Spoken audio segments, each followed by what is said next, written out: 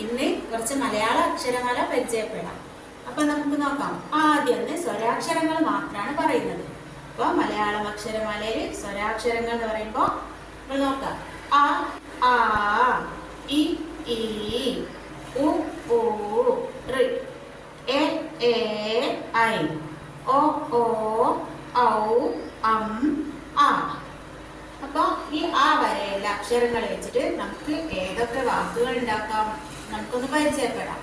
ആ വെച്ചിട്ട് അമ്മ, ആ വെച്ചിട്ട് ആന, ഈ വെച്ചിട്ട് ഇല, ഈ വെച്ചിട്ട് ഈച്ച, ഊ വെച്ചിട്ട് ഉറുമ്പ്, ഊ വെച്ചിട്ട് ഊഞ്ഞാൽ, ഋ വെച്ചിട്ട് ഋഷി, എ വെച്ചിട്ട് എലി, ഏ വെച്ചിട്ട് ഏണി, ഐ വെച്ച് ഐരാവതം, ഓ വെച്ച് ഒട്ടകം, ഓ വെച്ചിട്ട് ഓന്ത്, ഔ വെച്ചിട്ട് ഔഷധം, അം വെച്ച് അംബുജം.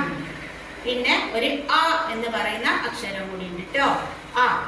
അപ്പൊ ഒന്നുകൂടി പറയാം. അ ആ ഇ ഈ ഉ ഊ ഋ എ ഏ ഐ ഒ ഓ ഔ അം ആ. ഇതിന് പറയാ സ്വരാക്ഷരങ്ങൾ എന്നാണ്. അപ്പൊ ടാറ്റാ, ബൈ ബൈ.